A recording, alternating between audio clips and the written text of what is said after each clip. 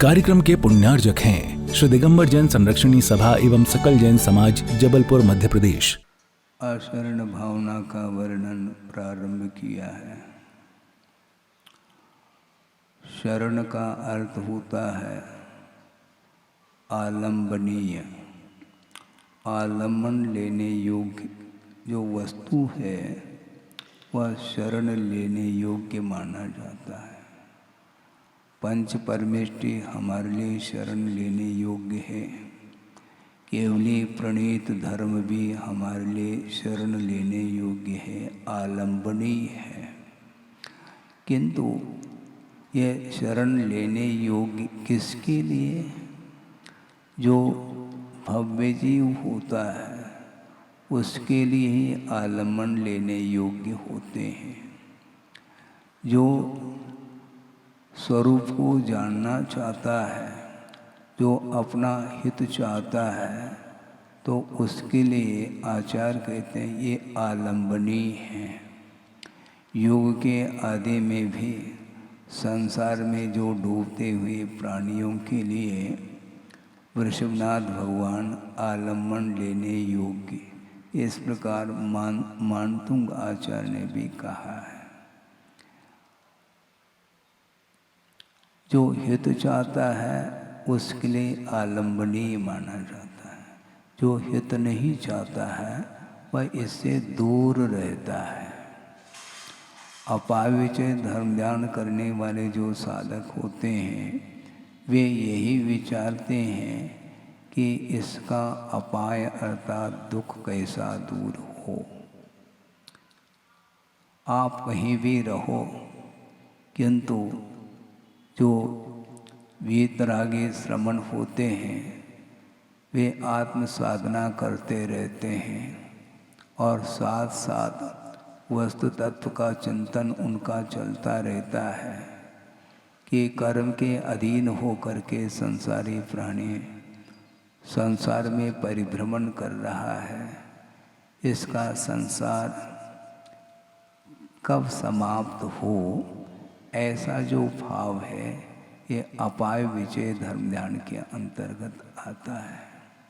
आप कहते हैं कि महाराज हमारे लिए आशीर्वाद दे दो, ठीक है, निषेध नहीं, किंतु जो ऐसे भी श्रमण होते हैं जो किसी के साथ कोई संबंध नहीं रखते हैं, किसी के साथ उनका कोई परिचय कोई लेन देन नहीं है और निरंतर साधना में वह ऐसे स्थान पर जाकर के साधना करते हैं जहाँ पर कोई जा नहीं सकता। सुदूर पहाड़, ऊंचे ऊंचे पहाड़ हैं, पर्वत हैं, गुफाएं हैं और ऐसा भयानक वह वन होता है जहाँ पर सूर्य प्रकाश के लिए भी कोई गुंजाइश नहीं। बड़े बड़े ऊंचे ऊंचे पेड़ हैं, वहाँ पर ऐसा लगता है कि दिन में भी रात होने को है। तो ऐसे एकांत स्थान पर जा कर के वो मनन चिंतन कर रहे हैं और जगत के कल्याण के बारे में सोच रहे हैं। वो क्या आपको आशीर्वाद नहीं देना चाहते हैं क्या? आपका वो कल्याण नहीं करना चाहते हैं क्या? कल्याण होता किससे? हाथ उठाने से कल्याण होता है ऐसा नहीं, निषेध नहीं। व्यवहार का मैं लोप नहीं करने जा रहा हूँ और लोप हो भी नहीं सकता, किंतु सामने व्यक्ति हो अथवा न भी हो तब भी विश्व के कल्याण के बारे में सोचना चाहिए। इसको धर्म ध्यान बोलते हैं। और गुरुदेव ने कई बार कहा है कि दूसरे के बारे में या दूसरे को लेकर के रोना यह धर्म ध्यान है।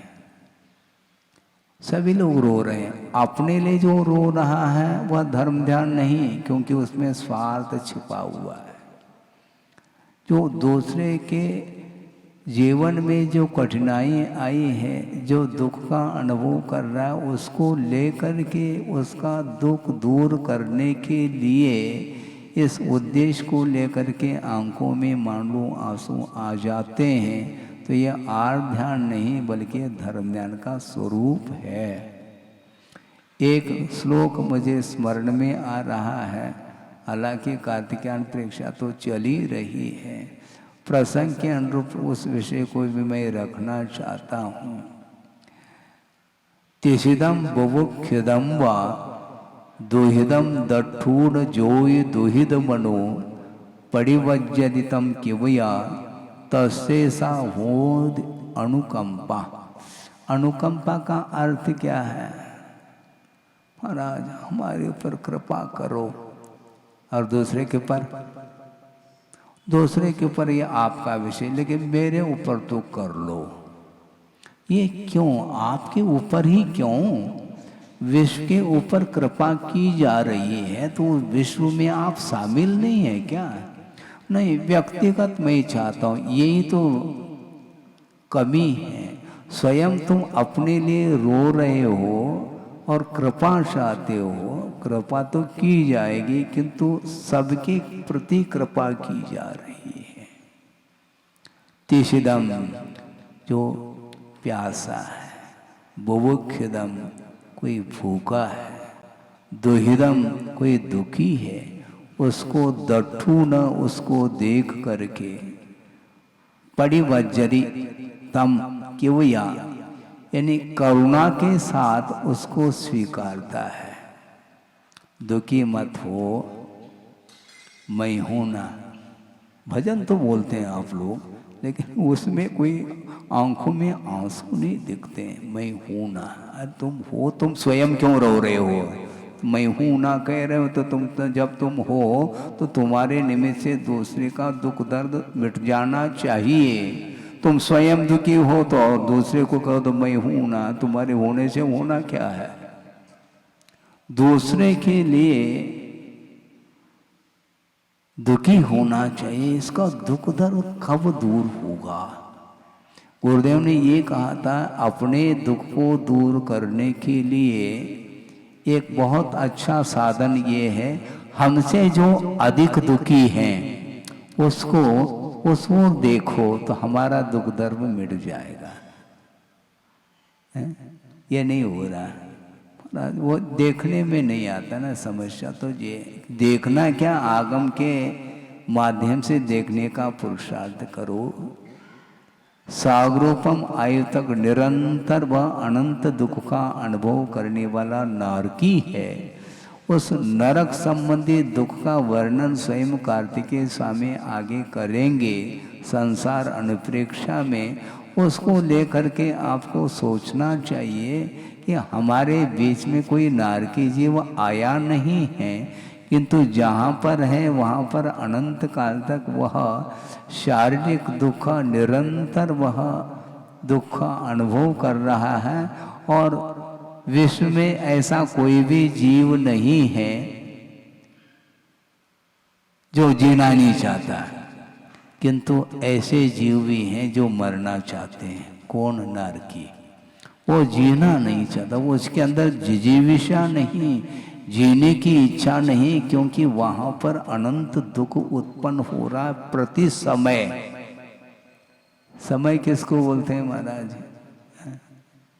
समय की व्याख्या,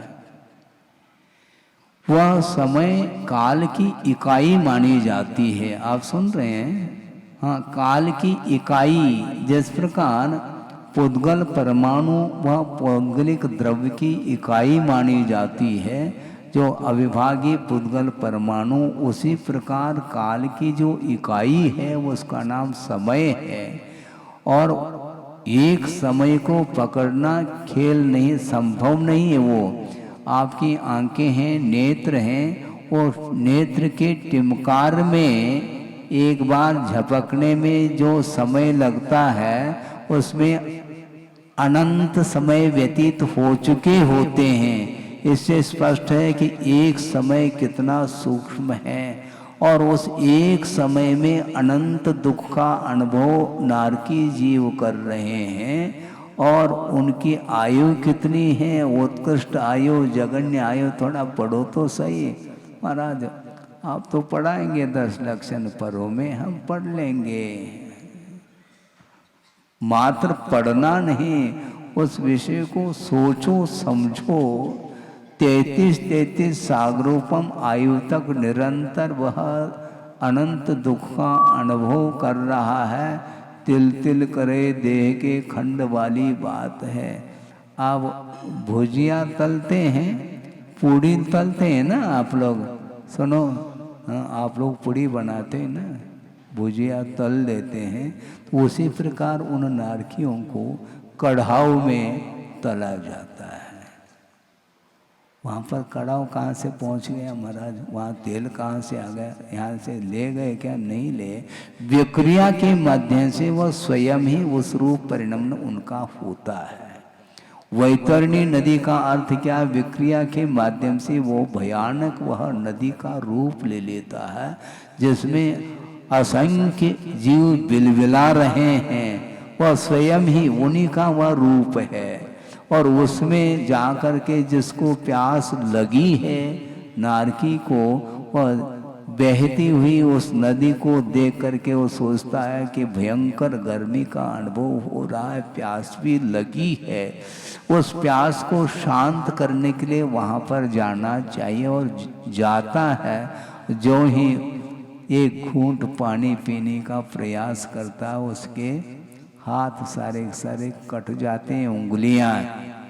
इतना क्षार युक्त वह पानी है, वो यहाँ का पानी नहीं है, वो स्वयं विक्रिया से उस प्रकार उसने रूप लिया है। करोत के समान जहाँ पर पत्र हैं, पेड़ के पत्र और छायादार वृक्ष देखने में आ रहा है, वहाँ पर जाने का प्रयास करता है।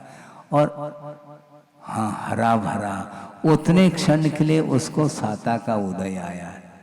कभी साता का उदय नरकों में आता है क्या? नहीं, मतलब आता तो है। वह वृक्ष हरा भरा दिख रहा है, छायादार, हाँ, वहाँ पर मुझे जाना चाहिए। ये जो उसको थोड़ी सी तसल्ली, जा कर के बैठ गया और करौत के समान वो पत्र गिर रहे हैं और उसका शरीर क्षत विक्षत हो रहा है। ये सब क्या है? ये देखने में आ रहा है आपके सामने? नहीं आ रहा है।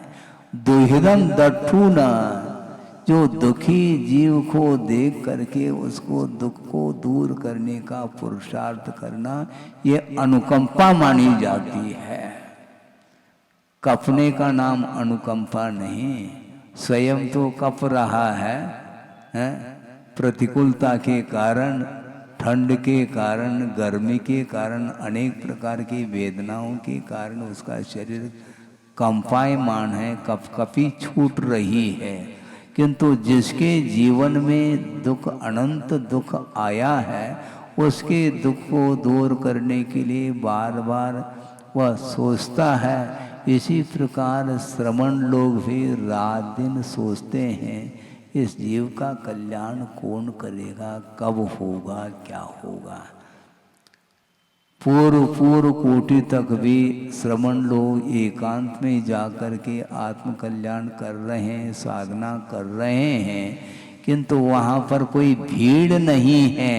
इसके बाद भी आप लोगों के बारे में वो रात दिन सोच रहे हैं, और आप सोचते हैं महाराज हमारे लिए कृपा करो, आशीर्वाद दे दो। आशीर्वाद क्या वस्तु क्या है? आशीर्वाद क्या वस्तु? बार बार नमोस्तु कम करते देखते ज्यादा। आप देख क्यों रहे हो? नमोस्तु तो करो। भीग करके भक्ति पूर्वक, आदर पूर्वक आराधना करो, उसके माध्यम से सब कुछ ठीक होगा। उसको स्वीकार कर लेना चाहिए। किसके साथ? करुणा के साथ, क्योंकि वह करुणा का पात्र है। उसके प्रति करुणा की जाती है और करना चाहिए। जो हित चाहता है उसके प्रति ही दया की जाती है, करुणा भी की जाती है, अनुकंपा इसी को बोलते हैं। किंतु जो जीव हित नहीं चाहता है उसके प्रति हम द्वेष भाव रख लें, ऐसा नहीं। द्वेष के लिए तो कहीं भी आगम में स्थान नहीं दिया। थोड़ा सा इस सिद्धांत को समझने का प्रयास करें, क्योंकि पल पल प्रतिपल संसारी प्राणी किसी न किसी वस्तु को लेकर के या तो राग करता है अथवा किसी के प्रति द्वेष करता है।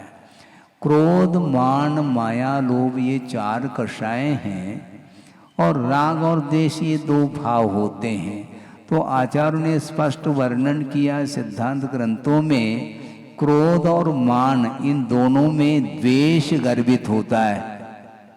आप ध्यान से सुने, द्वेष किस कषाय में गर्भित होता है? क्रोध और मान इसमें द्वेष गर्भित हो रहा है, और माया और लोभ में राग गर्भित हो रहा है। राग और द्वेष ये चारों कषाय में गर्भित हो जाएंगे। क्रोध आ रहा है तो महाराज इसको कुछ समझाओ, बहुत क्रोध कर रहा है। अच्छा, और मान लो कोई क्रोध नहीं कर रहा है तो वो कषाय नहीं, मतलब उसके अंदर इस क्रोध से भी भयानक कषाय जो है ना मान है। ये मान का पुतला है ये। हाँ, इंसल्ट हो जाए तो बस ऐसी वेदना होती है कि बस इसको मैं नहीं छोड़ूंगा। मान हानि का दावा है? होता है, होता है कि ये क्या मान है, क्या सम्मान है। सोचो तो सही, आखिर वह एक कर्णेंद्रिय का विषय ही मात्र बन रहा है। किसी ने मान लो आपकी प्रशंसा कर ली तो उसका प्रतिकार नहीं करेंगे आप, वंस मोर कहेंगे। और किसी ने गाली दे दी तो फिर कमर कसेंगे, बाहों को देखता हूं मैं मैदान में, आ जा बेटा। हाँ, गाली भी एक कर्णेंद्रिय का विषय, वो शब्द ही तो है, वह शब्द ही तो है जिसने आपको गाली दे दी। अच्छा, एक और मैं कहना चाहता हूं,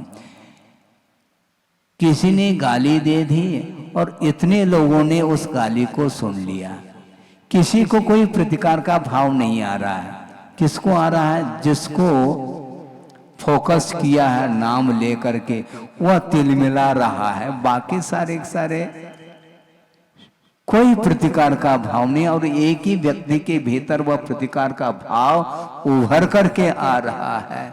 इसको बोलते हैं शब्द का प्रभाव,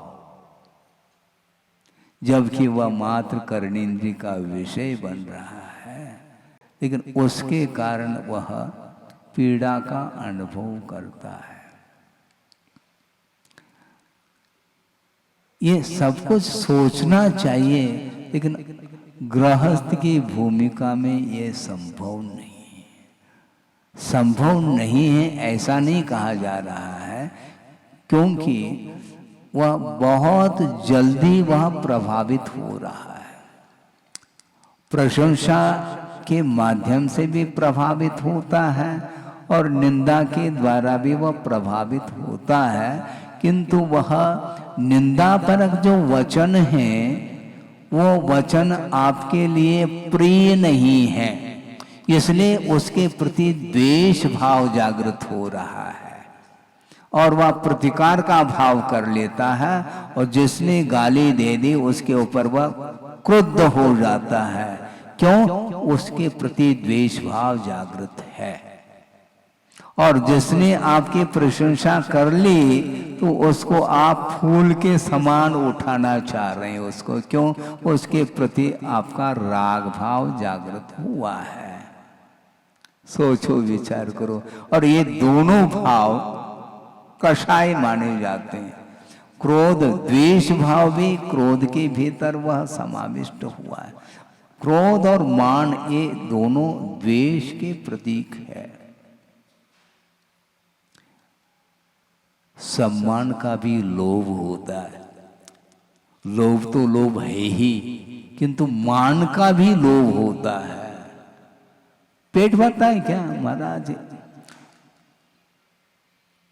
भर जाता है। 10 उपवास कर ले तो कोई उसका शरीर पर असर नहीं आ रहा है, लेकिन किसी ने सम्मान नहीं दिया तो फिर देख लो क्या स्थिति बनती है। होता है क्या नहीं? होता है। मगर आप ठीक कह रहे हैं, मैं इसलिए ठीक कह रहा हूं, मैं नहीं कह रहा हूं, आगम कह रहा है। हाँ, ये भीतर ये इच्छा क्यों है? सम्मान की जो इच्छा है, इस इच्छा को रोकने का नाम तप है। आप समझ क्या रहे हैं? इच्छा का निरोध का नाम तप है। ये जो इच्छा है, सम्मान की जो भूख है, वो कभी मिटने वाली नहीं है, ध्यान रखो। और एकांत में जाकर के तप कर रहे हैं। मुझे कौन देखने वाला है यहाँ पर? एकांत में मैंने 10 उपवास किए, 1 महीना उपवास किए, एक व्यक्ति भी दर्शन के लिए नहीं आ रहा है। उनके अंदर मन में भाव आना चाहिए, नहीं। यदि भाव आ जाए तो भीड़ में आ जाएंगे, वो नहीं आते, भीड़ से बहुत दूर रहते हैं। ये भीड़ जो है ना, ये आकर्षक, ये हमेशा जो है ना उलझाने वाला है संसार। इसलिए संसार से दूर रहना है। क्रोध, मान, माया और लोभ के ऊपर विजय प्राप्त करने के लिए निरंतर तत्पर रहते हैं। इसलिए कोई दुखी है, उसके दुख को दूर करने का भाव आपका होता है, उस समय आप अपने भूख को भी भूल जाएंगे, अपने सम्मान को भी भूल जाएंगे।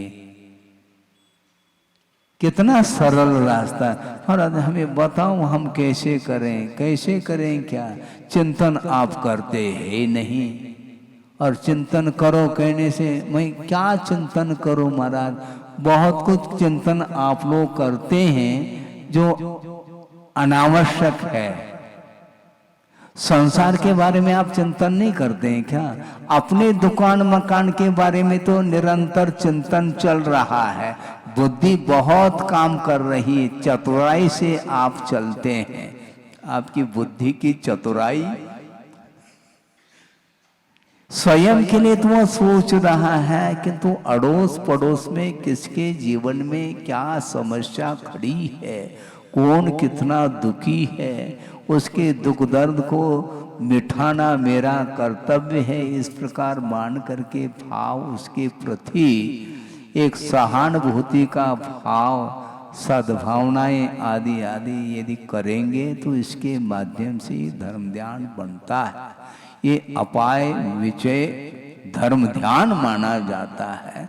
इसलिए गुरुदेव बहुत छोटे छोटे सूत्र जिसको बोलते हैं, वो जो भी बोलते हैं वह सूत्र का काम कर जाता है। दूसरे के लिए रो, धर्म ध्यान हो जाए। पर धर्म ध्यान का स्वरूप क्या? यही स्वरूप है धर्म ध्यान का। यदि रोना है तो स्वयं के लिए नहीं, दूसरे के लिए रो।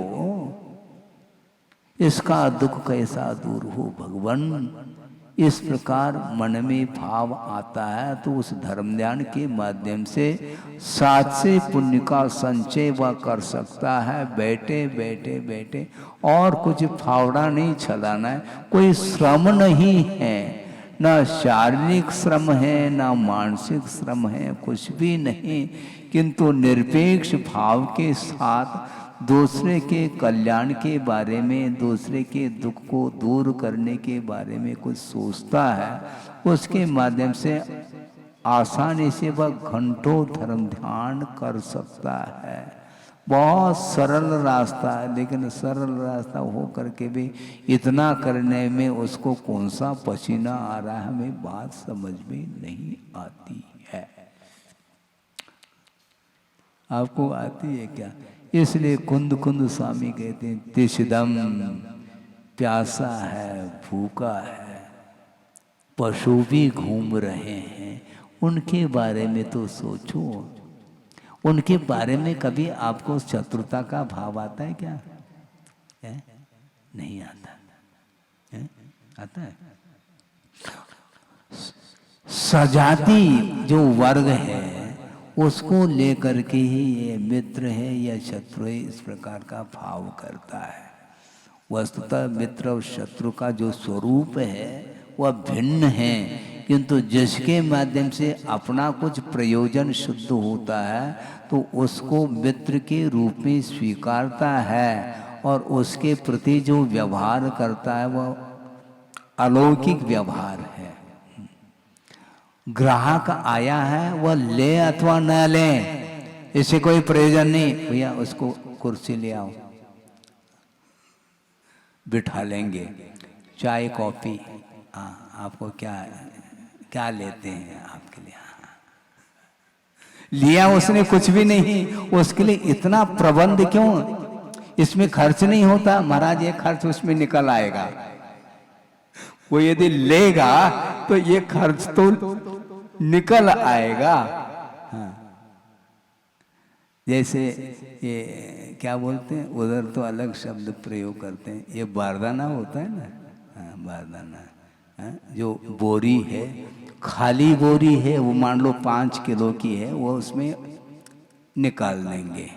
हाँ? तो उसी प्रकार ये चतुराई है, उसको आकर्षित किया जा रहा, उसके लिए बहुत सम्मान के साथ उसको बिठालते हैं। क्यों? इसके पीछे ये विनय गुण है। गलत बात है, विनय नहीं माना जाता है, ध्यान रखो। ये विनय नहीं, ये सम्मान इसलिए दिया जा रहा है कि हमारा कार्य होना चाहिए, इस प्रकार करता है। तो इसी प्रकार कोई दुखी है उसको देख करके भी भाव आना चाहिए, क्योंकि इसमें स्वार्थ है। जहां पर स्वार्थ है, उस स्वार्थ के साथ किया हुआ विनय, अनुनय, सम्मान ये किसी काम के नहीं है। क्योंकि आचार्य कहते हैं गुणों का विनय होता है, गुणों का समादर होता है। उसके अंदर कौन से गुण हैं मुझे बताओ? महाराज बहुत कुछ गुण हैं। क्यों? वह रईस है और आया है, और उसके निमित्त से मैं भी रईस बनूंगा ना, ये तो हमारा टारगेट है। हाँ? वो सेठ है, हाँ? और मैं भी सेठ बनना चाहता हूँ। छोटी सी दुकान है और बड़ी दुकान हो जाएगी। होलसेल व्यापारी मैं बाद में बनूंगा, ऐसे सेठ साहूकारों को लेकर के। वो भी तो इसी प्रकार हुए होंगे ना। इस प्रकार सोच करके उसके प्रति व्यवहार इस ढंग से करता है, और उस व्यवहार को देख करके सामने वाला व्यक्ति आकर्षित होकर के आता है। ये दो चीजें बहुत ये भयानक माने जाते हैं। दूसरे को अपनी ओर यदि आकर्षित करना है, या तो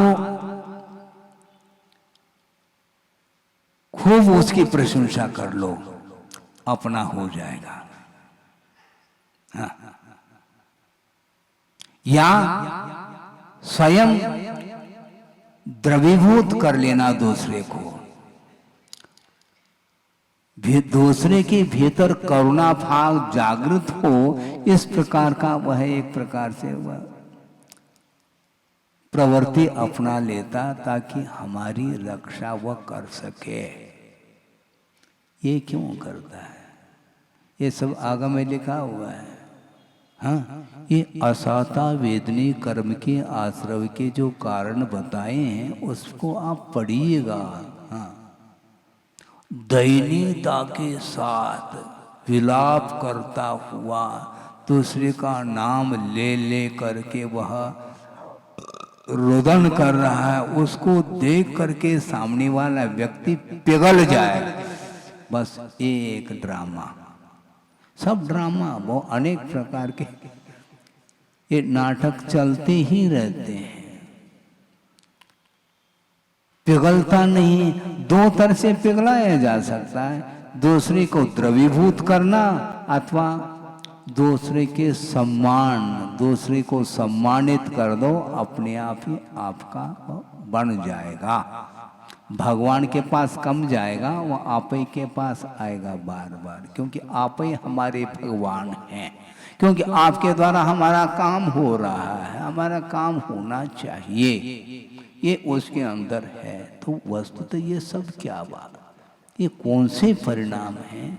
इस प्रकार के भाव आते हैं क्या? नहीं आते हैं महाराज, नहीं आना चाहिए कहा जा रहा है। आते हैं, ये तो स्वभाव है संसार का, नहीं आना चाहिए ये यहाँ पर कहा जा रहा है। उसके प्रति करुणा करिए, और करुणा का अर्थ सोच लो, केवल आर्थिक सहयोग देने का नाम करुणा नहीं।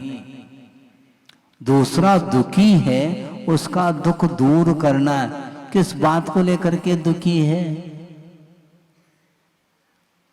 अर्थ की अपेक्षा से दुखी है, पुत्र की अपेक्षा से दुखी है, रोग हो गया उसको लेकर के दुखी, अनेक प्रकार के इसके अंदर दुख उत्पन्न हो रहे हैं। वस्तुतः साधक जो सोचता है वह सही सोचता है, हे भगवान ये मैं इसका दुख दूर तो कर सकता हूँ, किंतु एक भव संबंधी दुख को दूर करना अलग विषय है। अनंत कालीन इसको कर्म जो सता रहे हैं उसके माध्यम से वस्तुतः यह दुखी हो रहा है, इसलिए जल्दी से जल्दी हमसे भी पहले यह संसार से मुक्त हो जाए। ये जो पवित्र भाव है, ये वस्तुतः इसको बोलते हैं करुणा। कहे सीख गुर करुणा धार, करुणा धारण करके उपदेश दे रहे हैं, उसके बाद भी उस उपदेश को वह आनाकानी कर रहा है। तो करो, रुचता नहीं है ना। कोई कह देता महाराज हमें कुछ बताओ, अब बताना क्या भाई, कितने बार बताना, कितने बार आपको हम उपदेश देंगे? एक बार, दो बार, तीन बार, इसके बाद भी निषेध नहीं, किंतु वस्तुतः उसका आशय क्या है, अभिप्राय क्या है, ये रखो सामने। कृपा करने के लिए कहा, इसी को अनुकंपा कहा। तिषिदम बुभुक्षिदम वा दुहिदम दठू न, किसी को प्यासा, भूखा और दुखी देख करके, जो ही दुहिद मनो स्वयं दुखी मन वाला होता हुआ उसको करुणा के साथ उसको स्वीकारता है, इसका नाम अनुकंपा है। और ये अनुकंपा जिसके अंदर है वह सम्यक दृष्टि है, क्योंकि सम्यक दर्शन के अंगों में इसको शामिल किया है। प्रशम, सम्यक, अनुकंपा और आस्तिक, ये चार ये अंग माने जाते हैं। 8 अंग तो दिए ही हैं इस प्रकारांतर से, और इस प्रकार अंगों का वर्णन किया है। हमेशा पशुओं को लेकर के भी अनुकंपा भाव जागृत होना चाहिए। हमारे लिए तो प्रबंध है, निरंतर होते ही चले जा रहे हैं। उसकी पीड़ा को, उसके दुख दर्द को कौन सुनने वाला है? किसके सामने वो व्यक्त कर सकते हैं? वो मूक प्राणी हैं, वो बोल भी नहीं सकते। जैसे मान लो नवजात शिशु है, वो बोलता कुछ नहीं, क्योंकि बोलने की क्षमता उसके अंदर अभी नहीं आई है, किंतु वह रो करके अपने दुख को वह प्रेषित कर रहा है, अपने भावों को वह रोता है। रोने से कम आपको ज्ञात हो जाएगा इसको कुछ न कुछ आवश्यकता है।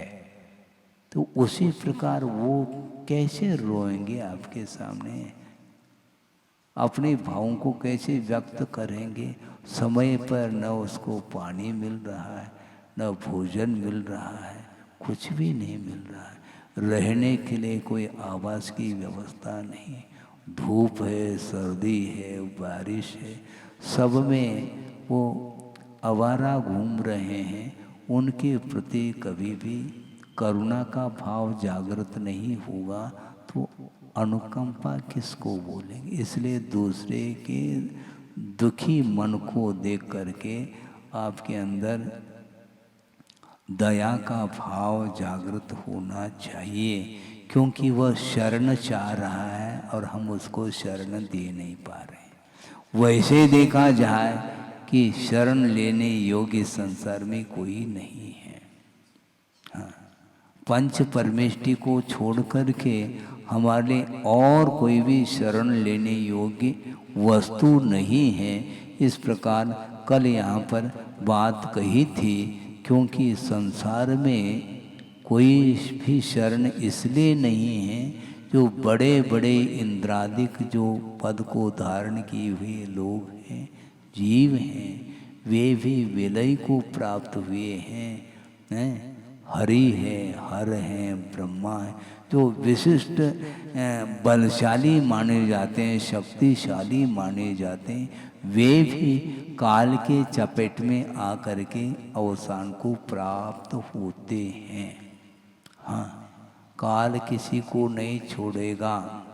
काल सिंह ने मृग चेतन को घेरा भवन में, नहीं बचावन हारा कोई, यों समझो मन में। इतनी पंक्ति है और ये दोहराया नहीं जा रहा है, और कदम कदम पर दूसरे के शरण चले जा रहे हैं हम। दयनीयता के साथ जीवन जीने की अपेक्षा आप 4 ही दिन जीवन जियो, किंतु मेरे लिए संसार में कोई भी शरण लेने योग्य नहीं सिवाय धर्म के अलावा। इस प्रकार सोचता है तो वह आचरण अनुप्रेक्षा मानी जाती है। आगे की कारिका ले रहे हैं। सिंहस्क में पड़िदम सारंगम जहन रख दे कोवी, तहमिचुनाय गहियम जीवम पिन रख दे कोवी। सिंहस्क में पड़िदम सारंगम, सारंग बोलते हैं मृग को। वह कहाँ पर पहुँचा है? मृग सिंह के पंजे में वह फंसा हुआ है, गिरा हुआ है। जहाँ न रख दे कोई, उसकी रक्षा जिस प्रकार कोई कर नहीं सकता। सिंह के पास पहुंचा है तो उसको कौन बचा सकता है? तह मिचुनाय गहियम, उसी प्रकार मृत्यु के द्वारा ग्रहित जो जीव है उसकी भी रक्षा कोई नहीं कर सकता। न रख दे को भी, देव भी हो तो भी उसकी रक्षा उनके द्वारा नहीं हो सकती। यदि रक्षा होगी तो देवादि देव के माध्यम से ही संसारी प्राणी की रक्षा हो सकती है, क्योंकि जिसका जन्म हुआ है उसका अवसान होगा, यह वस्तु का स्वरूप है। मरेगा, उसको कोई भी बचा नहीं सकता। मरण से कोई भी बचा नहीं सकता। देव भी आ जाए, भगवान भी आ जाए तो उस मरण से उसकी रक्षा नहीं होगी। क्यों क्यों क्या पूछते हो? आयु कर्म के आधार से ही अपना जीवन चल रहा है। 4 गति में रहने वाले जो भी जीव हैं वे मुख्य रूप से आयु कर्म के माध्यम से जी रहे हैं। 10 प्राण होते हैं यथा योग्य। एक इंद्रिय के पास 4 प्राण हैं, फिर एक एक प्राण बढ़ते चले जाएंगे असंगी पंचेंद्रिय तक, और संगी पंचेंद्रिय को 10 प्राण मिलते हैं। 5 इंद्री, 3 बल, मनोबल, वचन बल, काय बल, आयु और श्वासोश्वास, ये 10 प्राण हैं। और इन 10 प्राणों की रक्षा के लिए 11वां प्राण कौन सा है महाराज? 10 ही तो बताएं। 11वां प्राण अन्न है। अन्न के बिना आयु कर्म के माध्यम से संसार प्राणी जी रहा, ये क्लियर है, किंतु आयु कर्म की रक्षा जो होगी वह अन्न के द्वारा, भोजन के द्वारा। हम और आप कवलाहारी है। अब ये 11वां प्राण हो गया।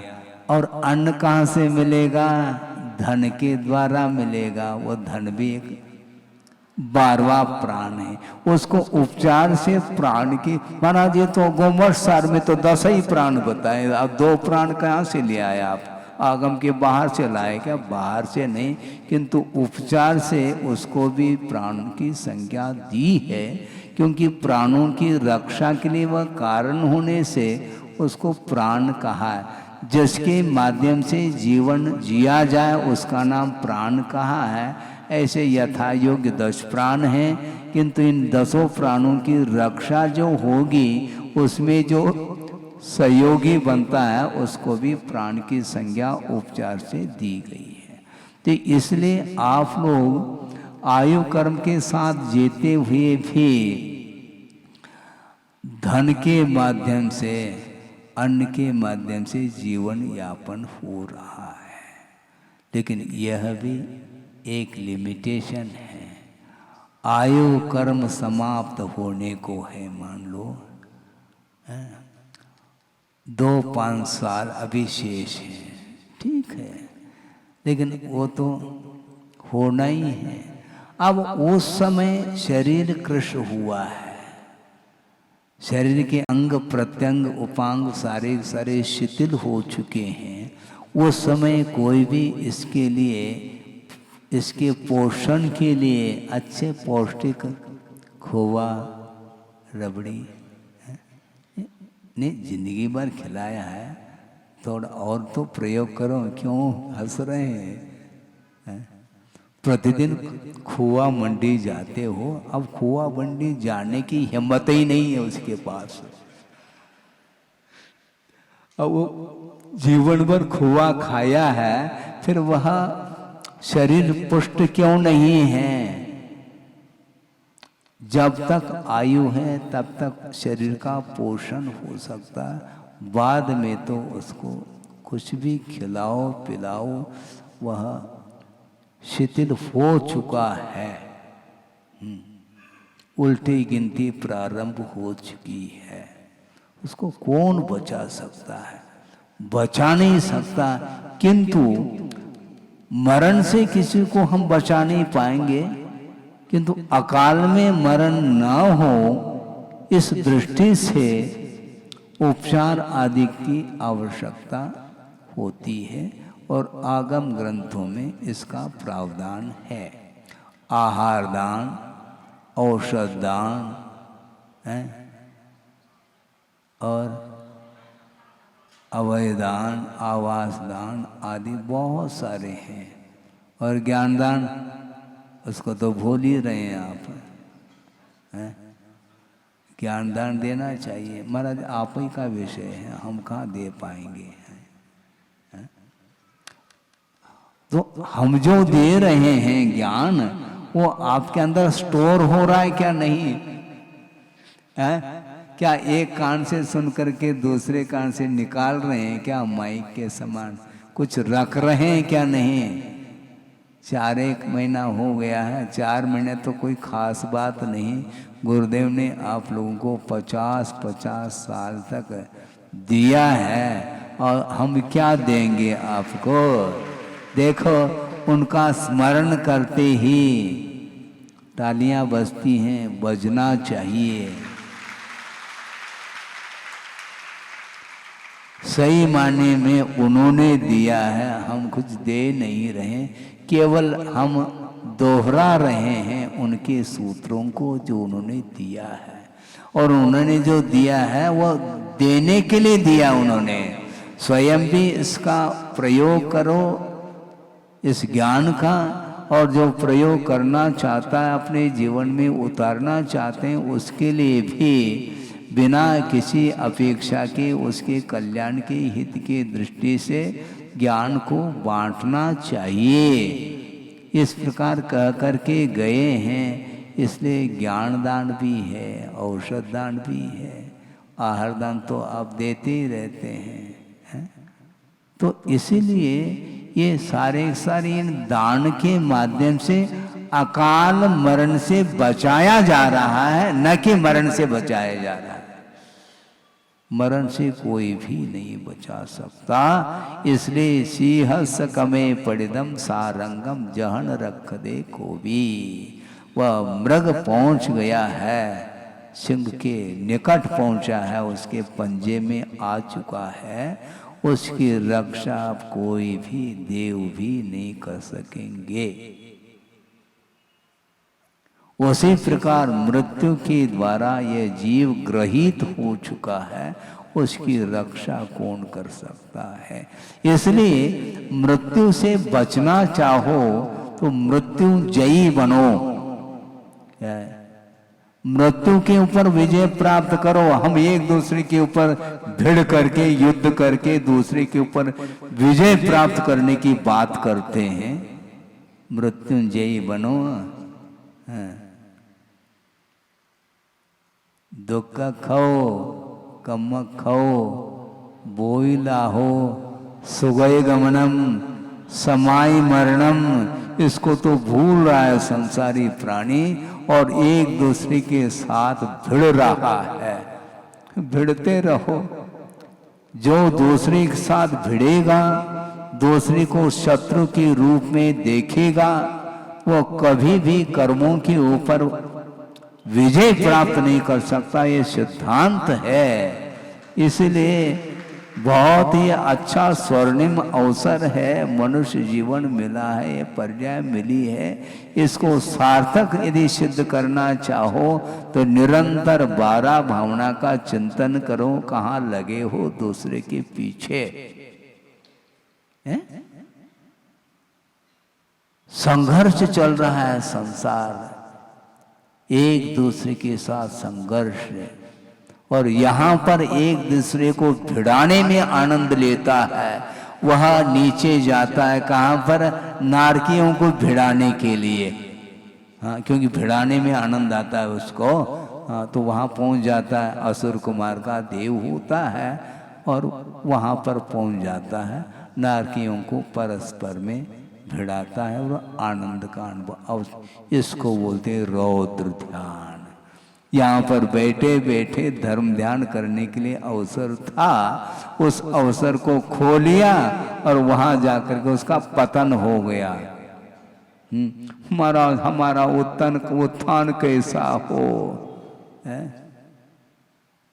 एक दूसरे के प्रति भिड़ना बंद करो तो उत्थान होगा, नहीं तो पतन ही पतन है।